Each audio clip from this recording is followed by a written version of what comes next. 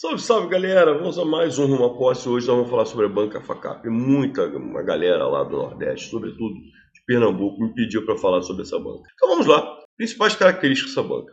Primeiro, muita questão envolvendo charges, quadrinhos, tá? Sobretudo na parte de interpretação de textos. Mas nada que dificulte a vida de vocês. Bom, vamos lá, vamos aos assuntos.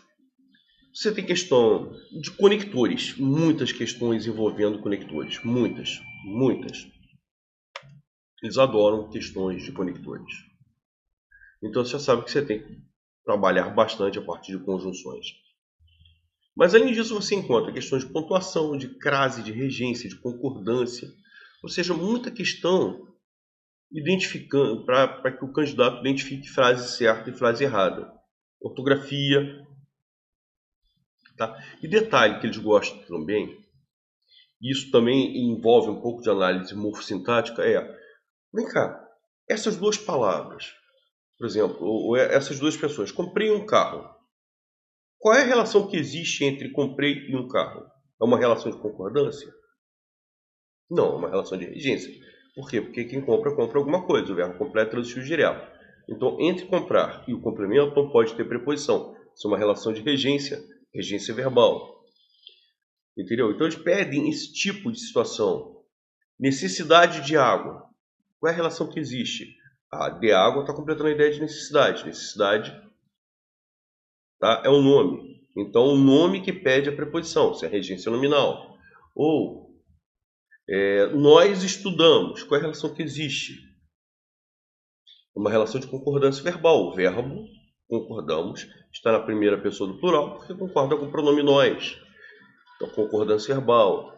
Camisa bonita. Bonita assume a forma feminina, porque concorda com camisa, que é um substantivo feminino. Isso é concordância nominal.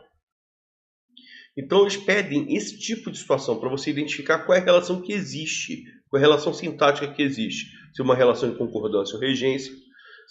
E sendo concordância, uma concordância verbal ou nominal? Sendo regência, uma regência verbal ou nominal? Entenderam? Então, eles gostam desse tipo de questão. Outra coisa que eles gostam de cobrar, assim, comentários morfossintáticos. Vocês vão ver aqui uma questão muito legal. Estilística. Sim, estilística. Estilística são as figuras, né? Metáfora, metonímia, hipérbole, comparação, a diferença entre comparação e metáfora. Funções de linguagem. Se a função é metalinguística, fática, conativa, enfim. Então, é um assunto que quem quiser prestar concurso para essa banca vai ter que estudar a parte de funções de linguagem. Inclusive, no meu curso nós temos um bônus que fala sobre funções de linguagem com várias questões, inclusive. Bom, vamos lá, olha só. Eles gostam assim, uma imagem, e dessa imagem eles gostam de fazer perguntas. No caso aqui é uma pergunta de interpretação de textos. Assim, né? Então, às vezes é charge, às vezes é um quadrinho, ou às vezes é simplesmente uma imagem que eles tiram de um pensamento do Guimarães Rosa, mas fizeram um quadro disso e tiraram a foto. O correr da vida embrulha tudo. Embrulha, está no sentido de misturar. A vida é assim, esquenta e esfria. Palavras que vão no sentido opostos. Aperta e afrouxa. Sossega, depois desinquieta. Olha, você está quieto, agora você fica o contrário de quieto, desinquieto. Olha, sossega, fica calmo e fica nervoso. Desinquieta e fica nervoso. Né? O que ela quer da gente é coragem. Então, o que a vida apresenta? O que a vida é, antes de mais nada? São esses altos e baixos. Certo? Então, no trecho, o Guimarães Rosa aborda a felicidade plena? Não. As desilusões amorosas? Também não. A valorização da realidade social das mulheres? Os valores efetivos atribuídos à coragem. Ele até fala em coragem no final, né? Mas dos jovens, ele está falando da vida em geral e das pessoas de uma forma em geral. Não faz muito sentido. Você consegue contestar tudo, né? Até porque as outras alternativas nem tem muito sentido. Agora, as contradições da vida, sim. A vida é isso, altos e baixos, contradições. Né? Esquenta, esfria, né? Aperta e afrouxa. Sossega, depois desinquieta. Então, resposta à letra E. Questão número 2. Vamos lá, o texto, como é que é, gente? E aí a questão é sobre funções de linguagem. Tá? Então vamos só lembrar, o que é metalinguagem? A metalinguagem é quando uma ciência fala de si mesma. Por exemplo, quando você vai ao cinema, aí o filme é um filme que fala sobre cinema, sobre filmes. Tá? Ou você está lendo um poema, uma música, você está ouvindo uma música que fala sobre música. Eu sempre dou esse exemplo de metalinguagem, que é Milton Nascimento, uma música que sou alucinado por ela, acho sensacional. Se chama Certas Canções. Certas canções que eu ouço cabem tão dentro de mim que perguntar carece, como não fui eu que fiz. Quer dizer, ele gosta tanto da música, ele pergunta, por que não fui eu que fiz essa música? É muito legal. Então, é uma música falando sobre músicas. Então, a metalinguagem é quando uma ciência ou uma arte fala de si mesma. Não é o caso. A fática é quando você testa o canal. Alô? Função poética é quando você dá mais importância à forma, à beleza, à estética do texto do que ao conteúdo, quando você tem rimas, quando você procura, aliás, o conteúdo até é importante também, mas você também dá importância às rimas, à beleza, à construção textual como um elemento estético. E a função emotiva é quando a pessoa procura passar, exprimir mesmo a emoção. O nome diz isso. Tá legal? A referencial é quando você quer buscar um texto mais técnico possível. Você não procura passar com emoção, você quer falar sobre... O importante ali é o tema.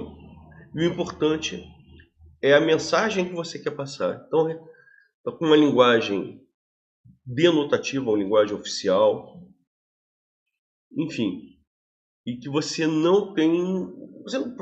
A intenção é mesmo você valorizar a mensagem e a clareza dessa mensagem. Beleza? E é o que acontece aqui. E você vê que o texto, se não tem emoção, não está falando, não é o texto, a língua portuguesa falando sobre a língua portuguesa, não é a metalinguagem, não está testando o canal. Enfim, olha lá. Então, isso aqui claramente, o omeprazol sódico não deve ser administrado quando houver gravidez, suspeita, tal. Você vê que é uma linguagem, inclusive, técnica. Estudos realizados evidenciaram que a administração do omeprazol está falando, inclusive, é alguém que é especialista no tema, nesse tema médico. Tá? Então, você tem claramente aqui um texto referencial, que é um texto, a ideia é a objetividade, é passar a mensagem, tá legal? É simplesmente passar a mensagem de uma forma mais técnica possível, com uma linguagem que não seja coloquial, não. A formalidade do texto aqui é bem clara, é bem evidente. Então, a resposta é a letra E. Questão número 3.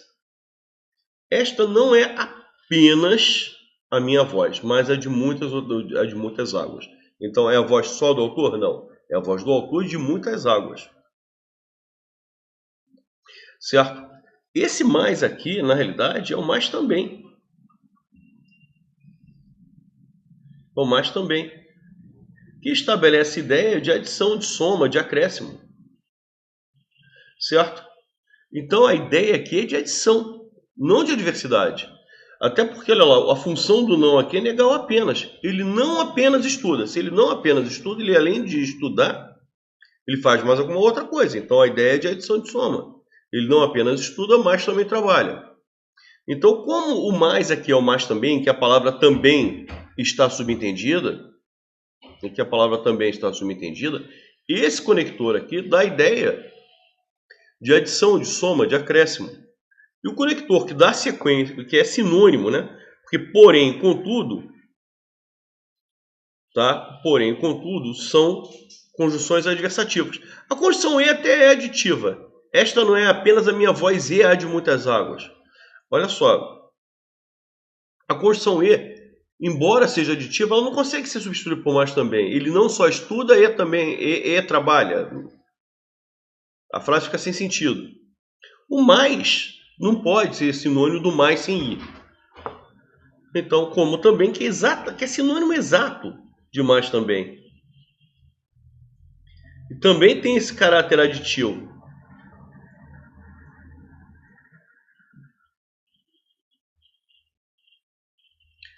Beleza? Maravilha. Questão número 4. Vamos lá. Sobre o recurso linguístico que estabelece a coesão no último verso, pode-se afirmar que... Olha só o que eu falei, como eles gostam de questões de conjunções, de conectores. A questão 3 foi de conectores, certo? E a questão 4 é de conectores. Que estabelece, olha lá, que estabelece a coesão no último verso. O último verso é esse aqui. Certo? Qual é o elemento que estabelece a coesão? É esse C aqui. Passado, caso fosse bom, contanto que fosse bom, desde que fosse bom, era presente, seria presente. Ou seja, essa conjunção ser, essa conjunção caso, estabelece a ideia de condição, de hipótese. Né? Se o passado, na hipótese de passado ser bom, não seria passado, seria presente. Então a ideia é clara de hipótese, de condição. Tá? Então vamos lá. Está inadequado? Não, não está inadequado, não está inadequado, não está inadequado. Aí sobraram as opções D e E. Ambos dizem que está adequado. Só que aqui na letra E ele diz que dá a ideia de consequência. Não, a conjunção C é uma conjunção condicional. Então estabelece a ideia de condição, de hipótese. Né? Temos um cachorro vizinho que não para de latir. Olha só, galera, a questão número 5 foi aquilo que eu disse para vocês. Eles estão adorando cobrar esse tipo de situação. Que é, olha lá, o processo de construção sintática no texto denominado concordância nominal, tá?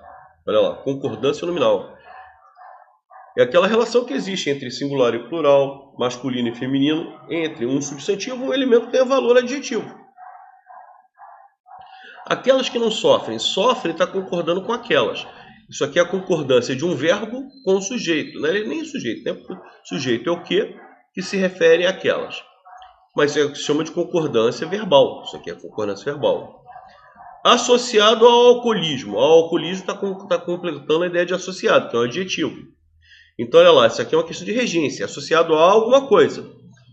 A preposição a nasce da regência de associada. Isso aqui é uma regência nominal. Na letra D de dado, certo? Evitar riscos. Quem evita, evita alguma coisa. Riscos complementa a ideia do verbo evitar sem preposição. Por quê? Porque o verbo é transitivo direto. Então, olha lá, entre verbo e o complemento não pode ter preposição. Isso aqui é regência verbal. O que pode levar à morte, o que leva a alguma coisa, isso aqui é um objeto indireto, isso aqui, de novo, é regência verbal. Essa preposição a, que inclusive gera a crase, ela nasce da regência do verbo levar, nesse sentido de ter como consequência. Levar aí, não é levar o objeto. É a ideia de implicar, de acarretar. Outras doenças, sim, esse pronome indefinido, ele é um pronome indefinido adjetivo, que concorda com o substantivo. O substantivo é feminino e está no plural. Feminino, substantivo feminino no plural, repare que o pronome indefinido que tem valor adjetivo, que está ao lado de um substantivo, tem valor. Não estou dizendo que ele seja um adjetivo, ele é um pronome definido. Mas ele é feminino e está no plural, estabelecendo justamente a concordância nominal, que é o que ele está pedindo na alternativa. Questão número 6. Vamos lá. Assinale a alternativa correta quanto à figura de linguagem destacada no refrão da música de Djavan. Gente, olha só, isso aqui é uma questão de figuras, de estilística. E a figura que aparece de cara é logo, tá? No primeiro verso, o amor é como um raio. Gente, você sabe qual é a grande diferença entre a comparação e a metáfora? Ambos não estabelecem ideia de comparação, ambos.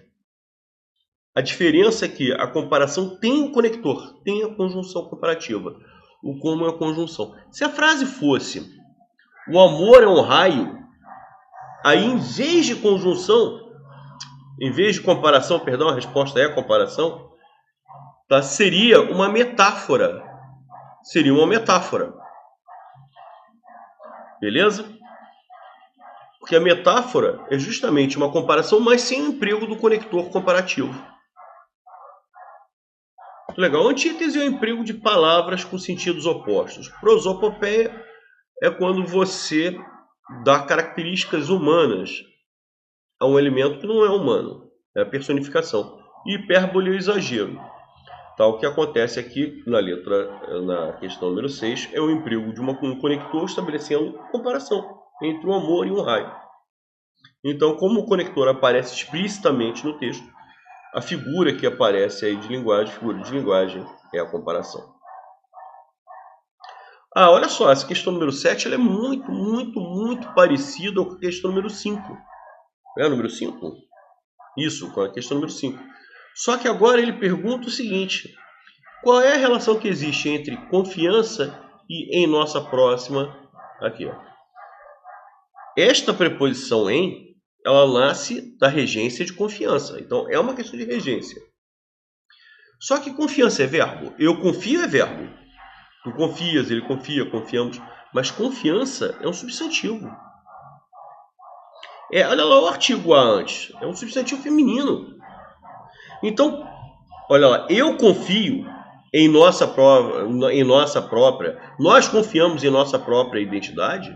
Seria regência verbal. Confiamos. Por quê? Confiamos é verbo. Beleza? Confiamos é verbo. Mas confiança é um substantivo. É um substantivo que se deriva do verbo confiar. Esse sufixo aqui, ele é formador de substantivo feminino, inclusive. Então, repito, se fosse confiamos, quem estaria pedindo a preposição em seria o verbo, né, que estaria flexionado na primeira pessoa do plural do presente indicativo. Mas a preposição em não vem de confiamos, vem de confiança. Muito parecido sim, só que confiança deixou de ser verbo para ser substantivo. Então quem pede a preposição não é um verbo, e sim um substantivo. Então o que nós temos aqui é uma regência nominal. Vocês viram como eles gostam desse tipo de questão? A identificação que existe entre... Qual é a relação sintática que existe entre os termos? Se é de regência, de concordância. Questão número 8. Todas as alternativas estão corretas, exceto... Então vamos lá. Confeccionam-se bolsas. Questão de concordância. E aqui envolvendo o emprego do pronome apassivador, da diferença entre o pronome apassivador e do índice de indeterminação do sujeito. Quem confia, quem confecciona alguma coisa. Bolsas seria objeto direto. Então eu tenho o verbo transitivo direto mais o pronome ser. Verbo transitivo direto mais o pronome ser. Isso aqui forma a voz passiva sintética. Tá? A mesma coisa acontece aqui. Aluga-se chácara. Quem aluga alguma coisa. Chácara seria o objeto direto. Então eu tenho verbo transitivo direto mais o pronome ser. Verbo transitivo direto mais o pronome ser, voz passiva sintética ou pronominal. Esse ser é o que se chama de pronome apassivador, de partícula apassivadora. Nas escolas agora chamam de passe, partícula apassivadora do sujeito. Esse termo aqui, que seria objeto direto, ele se transforma em sujeito. Então, ele era objeto direto, ele tinha a função de objeto direto e assume a função de sujeito. Qual é a diferença entre a letra A e a letra C? Que na letra A o núcleo é bolsas, está no plural. E se esse termo que seria objeto direto, que desempenhava a função de objeto direto, mas que assume a função de sujeito, está no plural, o verbo vem no plural. Perfeito. Só que na letra C, a palavra chácara, que estava no singular, que era objeto direto, que exercia a função de objeto direto, mas que assume a função de sujeito. Está no singular, o verbo vem no singular. Beleza? Maravilha. Nas opções B e D, agora lá, quem precisa de alguma coisa. Quem necessita de alguma coisa. De alimentos, objeto indireto. De especialistas, objeto indireto. Então, nos dois casos, eu tenho verbo transitivo indireto mais o pronome ser. Verbo transitivo indireto mais o pronome ser. Nos dois casos, é aquilo que nas escolas eles chamam de PIS. Né? Índice de indeterminação do sujeito, nas escolas eles chamam de PIS, partícula indeterminadora do sujeito. Então, se o C é índice de indeterminação do sujeito, nos dois casos, o sujeito é indeterminado.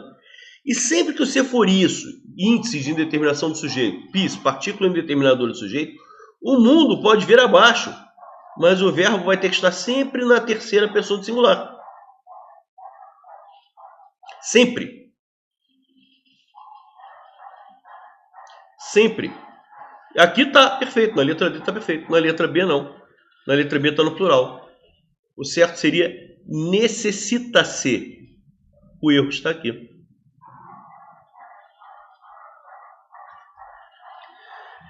E na letra E, o que nós temos é uma situação de concordância. Lembra aquele caso de entrada é proibido? Olha lá, como a palavra entrada não vem com determinante, a palavra proibido tem que assumir a forma neutra. E a forma neutra é a forma masculina. Se eu usasse um determinante aqui, por exemplo, essa entrada, deixa eu botar um pouquinho mais para a direita. Se eu colocasse aqui um determinante, pode ser um pronome demonstrativo, como essa entrada. Aí o adjetivo já passa a concordar com esse termo. Essa entrada é proibida. Então, quando eu não tenho um determinante, junto com o verbo ser, tem que ter o verbo ser, esse elemento aqui vai ter que assumir a forma neutra. E a língua é machista. A forma neutra é a forma masculina. Como está, exatamente como está. Perfeito. Beleza? Questão número 9. Assinale a alternativa em que a regência verbal não está de acordo com a norma culta. Ele quer a opção errada. Olha lá, esse verbo informar, ele é um verbo interessante. Informar, avisar, alertar. O que acontece com esses verbos? Eles podem inverter. Você pode informar algo. Ou seja, a coisa funciona como objeto direto. Coisa como objeto direto. A alguém. E a pessoa como objeto indireto. Ou você pode informar alguém. Aí a pessoa passa a ser objeto direto de algo ou sobre algo. E aí o que acontece? A coisa passa a exercer a função de objeto indireto. Olha que questão legal, envolvendo inclusive. Aí essa aqui é o conhecimento de colocação pronominal. Mas o detalhe é o seguinte, se um elemento for objeto direto, se a coisa for objeto direto, a pessoa tem que ser objeto indireto e vice-versa. Então, coisa objeto direto, pessoa objeto indireto. Certo? Pessoa objeto direto, coisa objeto indireto. O que acontece aqui? Olha lá. Sobre as campanhas, eu tenho a preposição sobre. Então, sobre é coisa. Você está informando sobre essa coisa. Certo? Coisa está exercendo a função de objeto direto. O que acontece?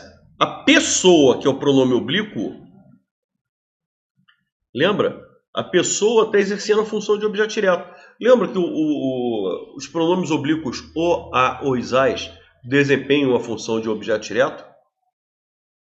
Então, olha lá, a pessoa está desempenhando a função de objeto direto e a coisa, no caso com a preposição sobre, como poderia ser com a preposição de, informei-o das campanhas publicitárias, das, preposição de com o artigo as. Tá legal? Então, aqui, o que nós temos? A pessoa como objeto direto e a coisa como objeto indireto. Na letra B, ao contrário, olha lá, o pronome oblíquo lhe desempenha a função de objeto indireto. A pessoa está exercendo a função de objeto indireto. Por outro lado, olha o que acontece com a coisa. Quem informa alguma coisa certo? A coisa está desempenhando a função de objeto direto.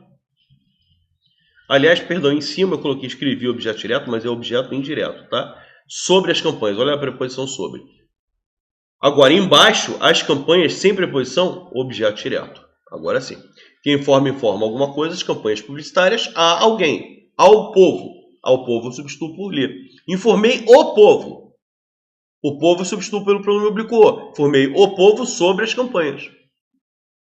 Então, o povo é objeto direto, substituo pelo pronome oblíquo. Sobre, preposição sobre. Agora, informei as campanhas, objeto direto. A alguém. A alguém eu substituo por lhe. Tá? O verbo obedecer é transitivo indireto, regendo a preposição a, daí a crase. Se em vez de sinalização fosse obedeça ao sinal, olha lá.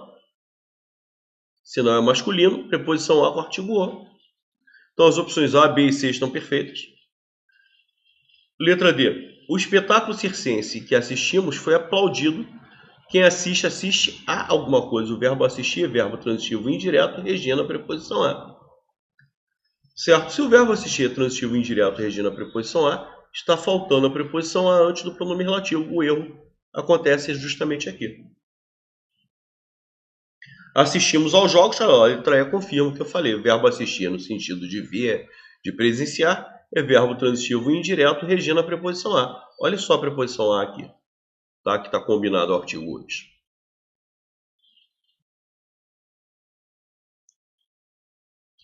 Questão número 10. Olha lá, é uma questão de análise morfossintática de uma forma geral, mas envolve também conhecimento de concordância. Faz muitos meses que não o vejo. A forma verbal faz, empregada na terceira pessoa do singular, por quê? Gente, o verbo fazer está no sentido de tempo passado, de tempo decorrido. Como o verbo fazer está no sentido de tempo passado, de tempo decorrido, ele é um verbo impessoal. Ele não tem pessoa, ele não tem sujeito. O sujeito é inexistente. O sujeito desse verbo é inexistente. Muitos meses é o adjunto adverbial de tempo. Então, este verbo aqui é um verbo impessoal. E esta primeira oração, tá, o sujeito é inexistente, ou oração sem sujeito. Sempre que o verbo for impessoal, o mundo pode vir abaixo. O verbo tem que vir na terceira pessoa do singular. O mesmo acontece com o verbo haver. O verbo haver, tanto no sentido de tempo passado igual, há muitos meses, tá, quanto no sentido de existir, também só pode ser flexionado para a terceira do singular. Por quê? Porque se trata de um verbo impessoal. Então, todos os verbos impessoais só podem ser flexionados na terceira pessoa do singular.